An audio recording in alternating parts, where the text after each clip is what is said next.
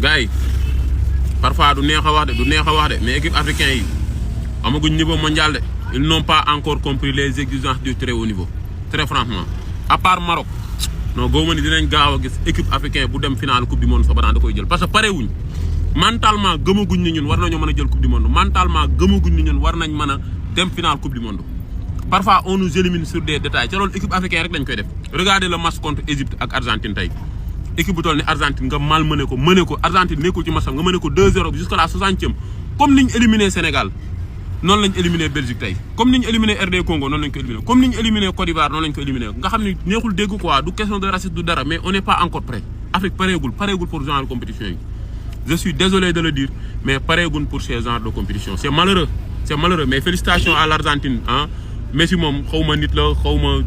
wàlliwu la man daal xaw ma lu mu doon Messi daal c'est Messi quoi Messi moom c'est le football pour être plus simple di courage Égypte mais bukki bi matt Sénégal matt RD Congo matt Côte d'Ivoire matt équipe africaine yëpp en général tey moom moo leen matt chaque fois dañuy téye match bi nii mais ils vont tomber les armes à la main c'est désolant mais Afrique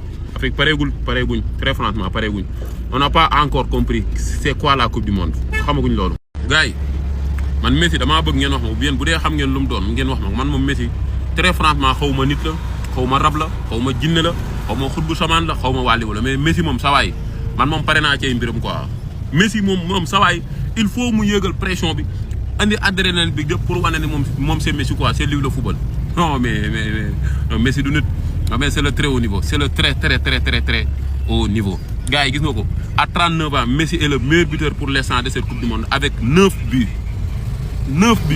et devient aujourd'hui le meilleur passeur de l'histoire de la coupe du monde gars yi Messi baat na record meilleur passeur de l'histoire de la coupe du monde avec 9 passes décisives non mais c'est énorme l'Argentine a mis la barre très haut gars yi sant leen yàlla ci nga fekkee ku mel ni Messi nga seetaan ko muy jouer suba di nga am looy nettali say doom di nga am looy nettali say sët que ni j'ai regardé Lionel Messi jouer au football privilège la moo tax loo leen ci mën a profité ko en tout cas chapeau bas à lui à 39 ans dans le haut niveau ba léegi il continue d'exister il continue d'écrire l'histoire mënuñu wax lu dul respect ak tirer notre chapeau bas Lionel. xam nga keroog wax naa fi man leen le haut niveau ne pardonne pas la coupe du monde c'est le très haut niveau dàq leen course africain yi course locale yi ñu wuti ji ay tubaab ngeen may njool mi da ngaa raciste ak tubaab bi lan la ñu mës a andi gis nga suñ course yi mën nañoo nekk ci zone locale bi nekk Afrique def seen ay niveau mais quand le niveau devient très haut non da ngay gis ne ils vont montrer leur limite lii nii ñuy def équipe africaine rek lañ koy def nga mën a ci coupe du monde wala nga jekku match nii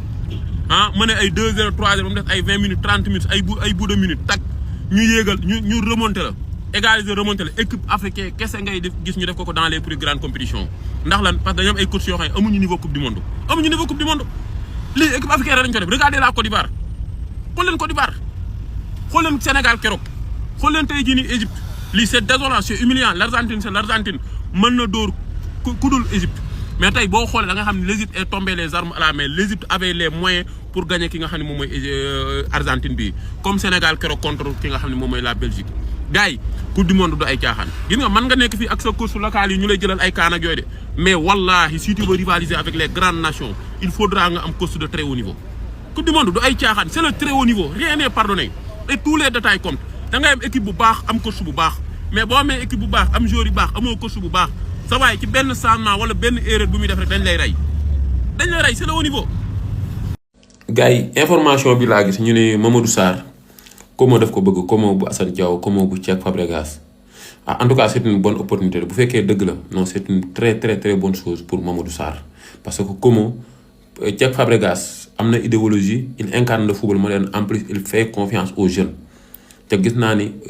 Mamadou Sarr bu fa demee dina ko dimbali y a moins de pression là-bas en plus c'est une équipe joueuse avec un coach jeune et moderne dina ko comprendre ci avec moins de pression booy bi dina mën a évoluer d'autant plus que comme année prochaine day jouer li nga xam ne moom mooy Ligue des Champions parce que Mamadou Sarr je pense pas que ni Xabi dina bokk ci ay plan au Xabi Alonso yéen a ngi gis Chelsea ñu ngi jël ay défenseurs ak genre yooyu même bu dul loolu y a les kii nu mu tëddati sax y a les Chalobah et tout là-bas y a kii nu mu tëddati y a aussi Wesley Fofana très franchement même bu loolu yëpp weesoo booy bi dafa des Mamadou Sarr nous l'aimons tous très franchement mais gis nañ ni booy bi dafa des en plus dafa nooy il faut mu hausser niveau de jeu bi gën a yokk hargne bi gën a yokk fulla bi gën a yokk fayda dafa clean trop nag ki défenseur il est encore jeune nag am na marge de progression il peut encore progresser mais le boy il a tout pour devenir l'un des meilleurs défenseurs boo ko xoolee da nga xam ne techniquement il est bien après am na taayu défenseur dégg na football li ci des mooy safara bi moo xaw a des booy bi dafa nooy dafa clean trop mën nga nekk clean mën nga nekk Westos mën nga nekk playboy mais ci biir terrain bu faaw nga nekk der di futteeku di mbëkkante gars yi surtout quand tu es défenseur et que tu veux évoluer dans le très haut niveau moo tax bu fekkee lii daal c'est une opportunité nañ ko saisir mu dem comme yokk li nga xam ne moom mooy marge de progression parce que tamit loo mënti wax tamit Mamadou Sarr fait partie de l'avenir de l'équipe nationale du Sénégal. Gars yi attention à cette équipe belge équipe bi dafa redamte maanaam équipe bu redamte mooy judduwaat. Belgique depuis bi ko Sénégal naree éliminé mu frôler l'élimination beneen xar kanam la yor tey ku seetaan la Belgique contre États-Unis xam ni Belgique waxuma la dara mais entame de match bi mu def tey contre États-Unis waxuma la contre Sénégal depuis le début de la compétition defu ko ni maîtriser sujet ak fluidité jeu ak jeu bi ni mu posé ak discipline tactique bi mu teg non gisaguma ko ci moo tax attention à cette équipe parce que équipe bi dafa ressuscité yàlla daf ko dimbale de kii toogoon na ba pare. ñun ñoo xaw a ñàkk fayda rek indiwaat leen ci compétition bi le fait que ñu ñëwaat ci compétition bi nag du leen si génnewaat kon attention à cette équipe belge attention à l'Espagne attention bu dof-dofloo mu éliminé ko de lu leer laa leen di wax bu dof-dofloo Belgique éliminé ko dem ñibbi équipe bi mi ngi yeew Rudi Garcia mi ngi commencé di gis équipe am vous avez vu équipe bi démarroon contre Sénégal De Bruyne Kevin Jérémy Doku yëpp ci banc bi la leen teg ñoom ay boy Lucky Bakio boy yooyu noonu ñoom ñoo ñëw attention coupe du monde la de c'est le haut niveau. Rudi Garcia non loo ko mënti waxal nag guerrier la quoi wax ji bëri na mën na jaay garaaw simple mais guerrier la li ma gën a nekk ci moom dafa oser en plus il prend ses responsabilités ca faalewul joueur moom amul joueur bi la faale wala kële vous avez vu le match entre Belgique contre suñu match ñun ak ñoom boo xoolee 11 bi mu départ woon deuxième mi-temps bi ñi dugg si woon changé match bi tey ñoom la titulaire loo André Onana ndeysaan même bu fekkee dafa génn ci blessure mais tu as vu ñoom De Bruyne Kevin ñoom Jérémy Doku yëpp ci banc bi la leen daaj indi booy yi nga xam ne ñoo gagné woon match bi deuxième mi-temps c'est ça le football c'est ça un coach amul hiérarchie amul cadre amul place garantie pour qui que ce soit pour n'importe quel joueur les places doivent être chères les places doivent être méritées c'est de ça qu'il s'agit mais ni jour man Sénégal rek laa gis wala suñ coach si rek laa gis jour ñëw nelaw match bi yëpp match bi ñëw mu titulairaat mu nelawaat jour jógewaat ci banc bi def différence bu ñëwee moom mi nelawoon moom mooy titulairaat c'est ça le coach c'est le haut niveau il faut avoir un coach de haut niveau loo am équipe loo am ay joueurs de classe mondiale ca amoo coach de haut niveau sa waaye di nga dem waaye doo sori en tout cas chapeau bas à Rudi Garcia très franchement Rudi Garcia non loo ko mënti waxal nag guerrier la quoi wax ji bëri na mën na jaay garaaw simple mais guerrier la